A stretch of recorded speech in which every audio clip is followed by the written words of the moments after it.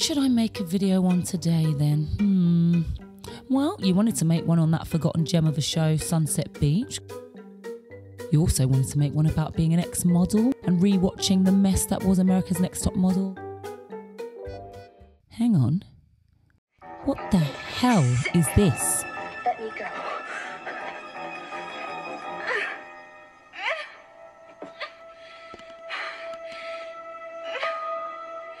You're not Elizabeth.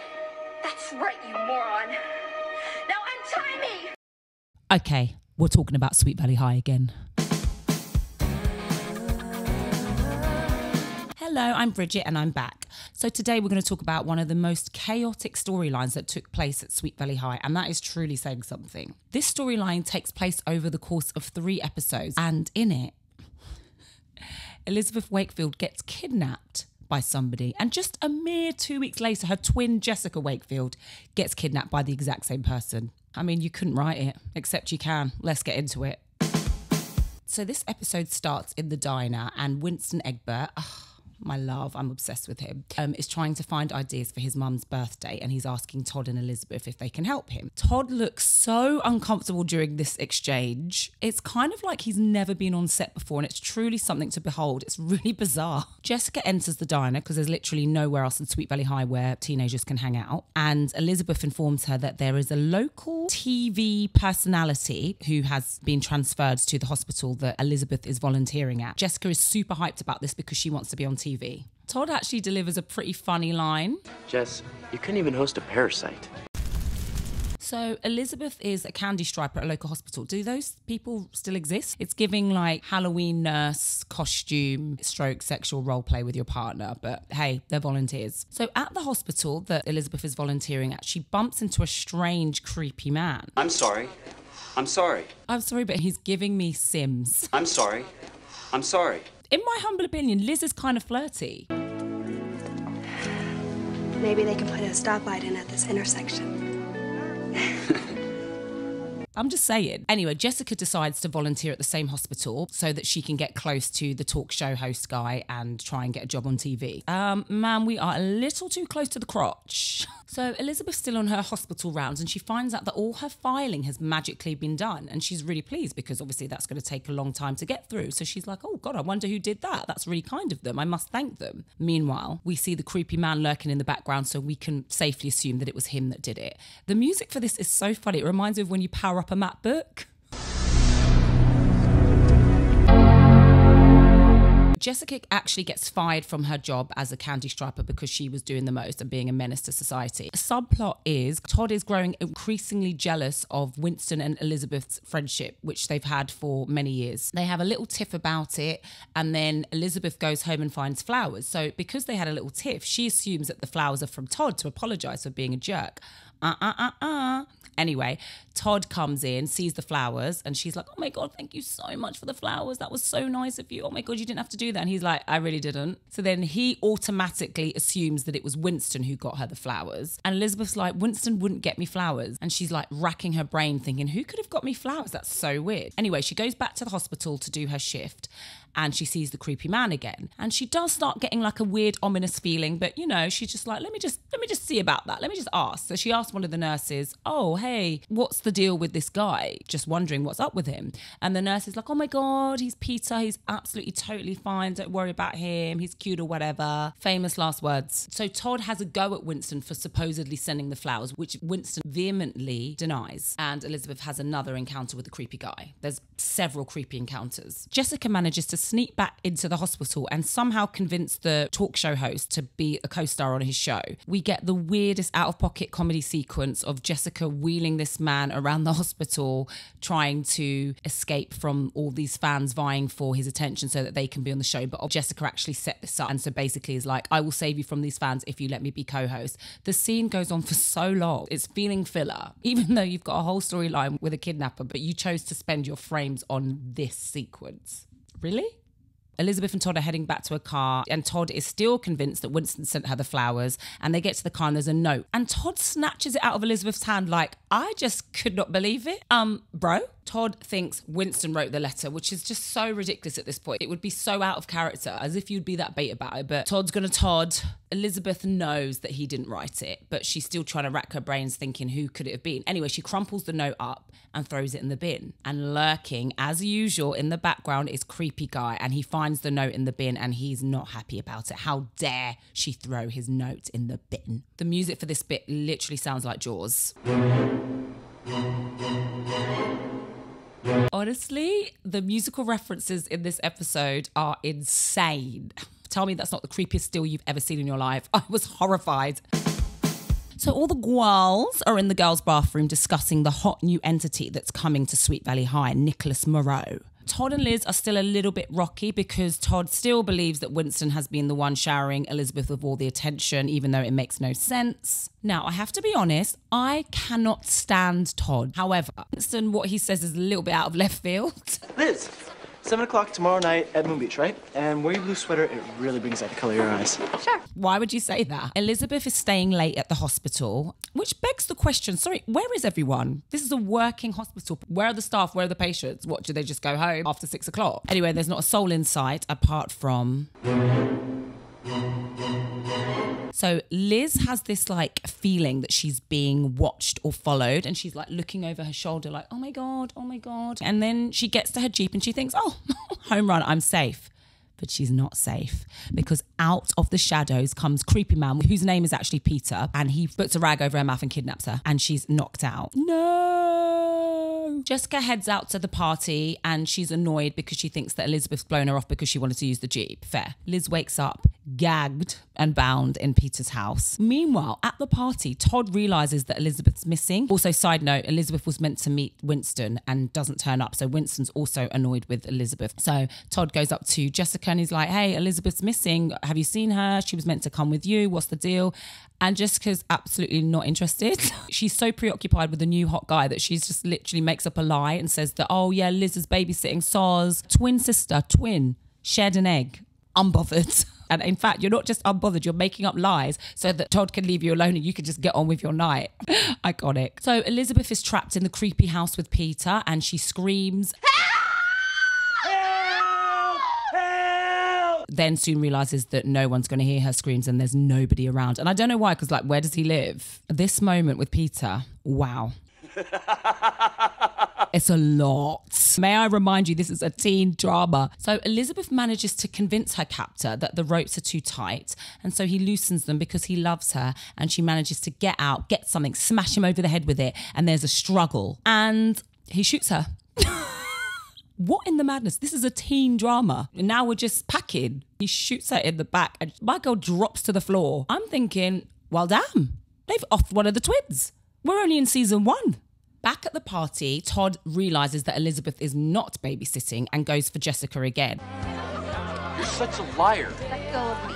The way he grips up her arm, I was a bit like, it's giving assault. The penny finally drops for Jess and she realises, oh my gosh, my twin sister is actually missing. Now, what I need to know, and I think what all the people need to know is, where are their parents? I have not seen Alice nor Ned, I think that's his name, once. They are referenced frequently. They'll be like, Mom said this or Dad said that. Where are they? I'm pretty sure they have a brother as well. Again, nowhere to be found. Are they out of the country? Are they on vacation? Do they have a job abroad? Like, what's the deal? Anyway, after Liz gets shot, she seems fine. There's not a drop of blood anywhere. She goes to the toilet and finds a piece of glass in the mirror and she takes it and puts it in her pocket for later, perhaps. Winston is looking for Liz. Liz! And he goes around looking and sees her Jeep and he realises the Jeep is open and he gets in it and he then sees that all her stuff's in the Jeep. So he's like, what the hell's going on? No sooner does he do this, the police are pointing a gun at his head and he is now #1 suspect for kidnapping Elizabeth. Now tell me why the police go to the Wakefield house and tell Jessica and Todd that Elizabeth has been kidnapped and Winston's the one that's done it. First of all, innocent until proven guilty. Second of all, why are you telling the boyfriend and the sister? Where are the parents? Should they not be the first port of call? But no, we don't know where the parents are, so make it make sense. In fact, don't make it make sense because it's actually really entertaining to talk about. So Peter is still holding Liz captive, but man's got to go to work. Why are you dressed in your hospital clothes? I'm going to work.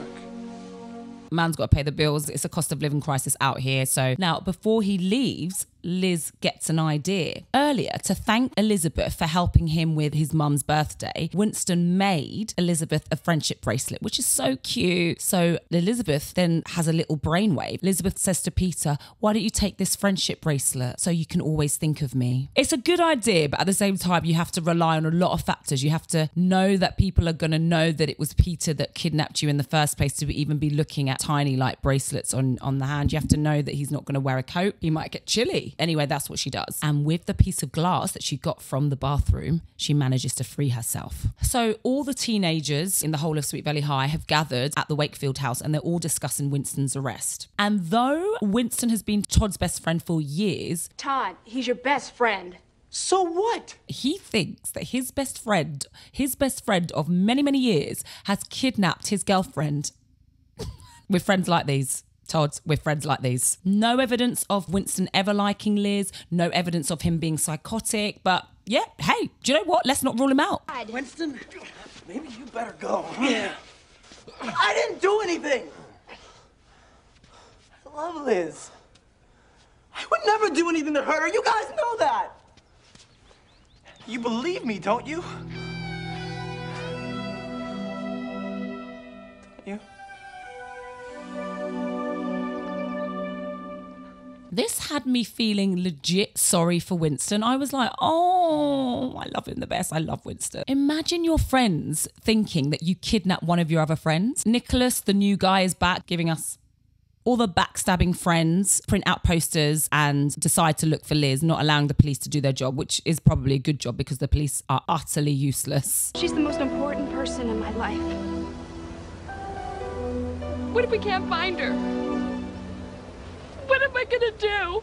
Really, Jessica? Because may I remind you that you were busy flirting when your sister went missing. It's giving you don't care whether your twin sister lives or dies. Elizabeth manages to escape and lovely Winston sets out to look for Elizabeth on his own because his backstabbing friends are just doing their own thing. And he takes a poster and he goes to the hospital. He spots Peter and he asks Peter about Elizabeth. And Peter's like, oh yeah, I had no idea. Like, don't know what you're talking about, bro. Like, I'm just here. I'm just doing my job. And then Winston spots the bracelet. Side note, why does this policeman sound so amateurish? Yeah. You found her? Peter Carpenter. There is truly no hope for the citizens of Sweet Valley High. Also, this from Todd. She's been kidnapped. Thanks. The very definition of unbothered. Anyway, so Peter spots Jessica and thinks that Elizabeth escapes because obviously they're twins, and he grabs a scalpel. Elizabeth! Why did you leave? Why? Tell me! But Winston and Todd get there just in time to stop him from giving her a paper cut. I mean, what is that scalpel going to do to her? I mean, you done shot her twin and she survived that. So I just can't imagine what that little scalpel's going to do to her. Anyway, they arrest Peter and Todd apologises to Winston. If I were Winston, I would not accept the apology, but he does because he's the best. The police decide to drop Elizabeth just back at the hospital. They don't drop her off at her parents and explain what's happened. No, they just drop her off on the curb and the episode ends with another creepy still of Peter's face. This is the last episode in the kidnapping series. So the episode starts with that talk host, Jeremy, conducting an interview with Elizabeth about her horrendous ordeal. May I just say the presenter is doing the absolute most. A deranged loner who mistook kindness for love. With us is Elizabeth Wakefield, a candy striper who was abducted by a disturbed hospital orderly. Not a hint of care. The host gets a call from someone and informs Elizabeth and every single person there that Peter has actually escaped.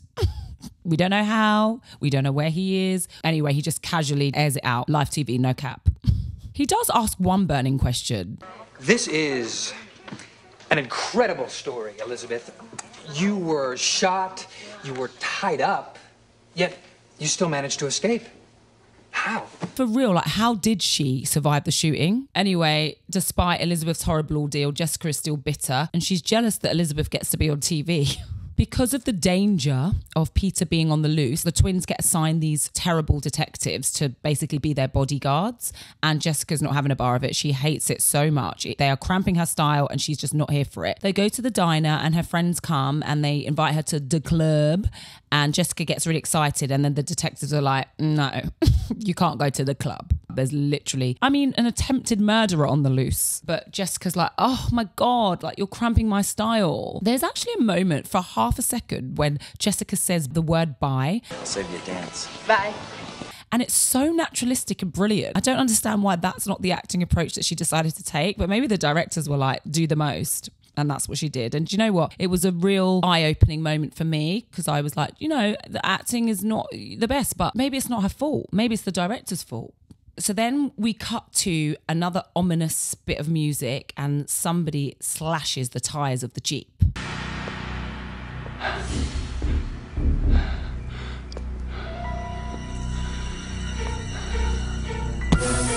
I wonder who it could be.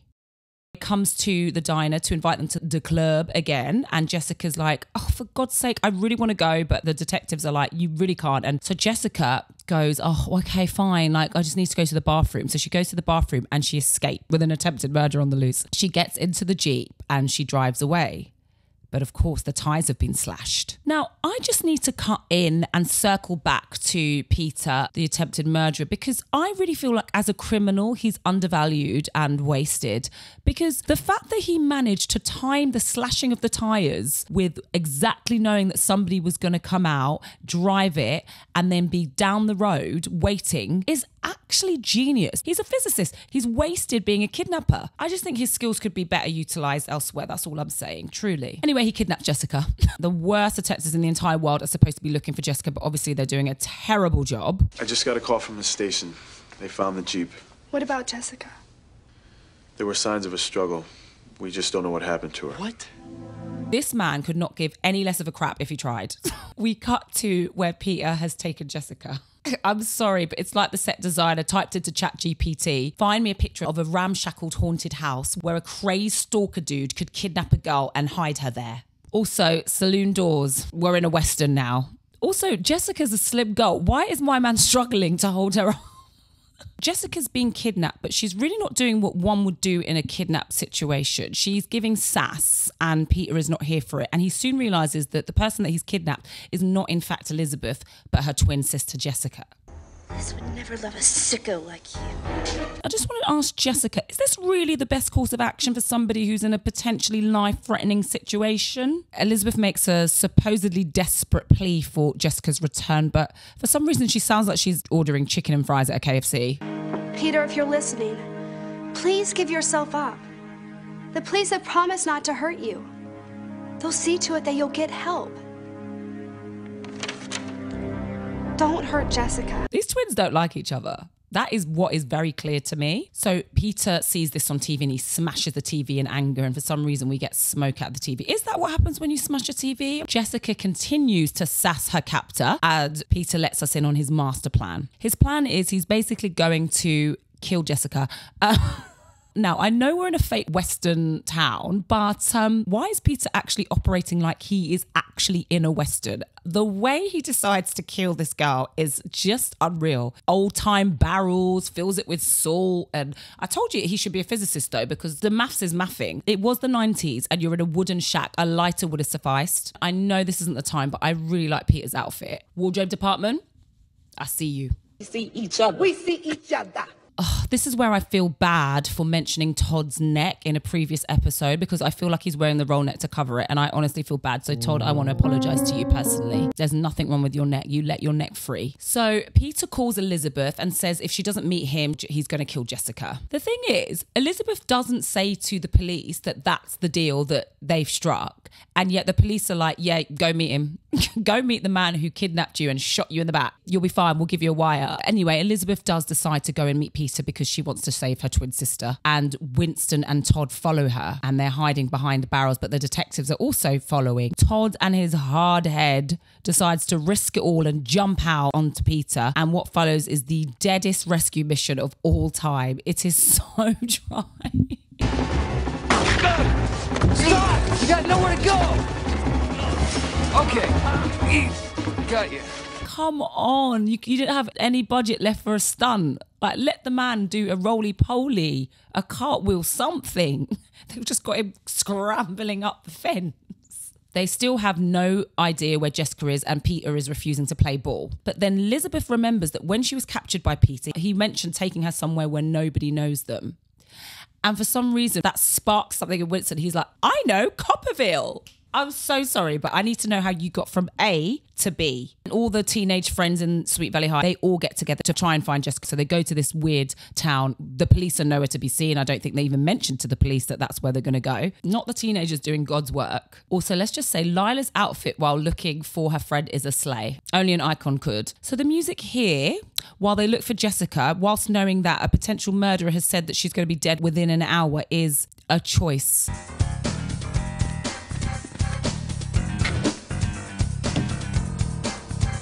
Why are teenagers doing a full search and rescue? Where are the adults? Although they are the adults because all of them look above 35. But anyway, Elizabeth and Todd finally find Jessica and they rescue her. Yeah, this bit is, how shall I put this? This is giving blackface. Jessica survives. And she gets to go on the talk show and give an interview, which is her ultimate dream. So everything worked out fine. We love that for her. And her I've been rescued and I'm being interviewed on TV look is a 10 out of 10. And that, my friends, is the end of the kidnapping saga. Wow. I think there's only one question on everybody's lips at this point. Where the are their parents? I hope you enjoyed this, and if you did enjoy this, there's more coming next week. In the meantime, you can check out one of my other teenage drama commentaries here. That's it from me. Okay, bye. If you want more videos on teenage TV drama shows, subscribe.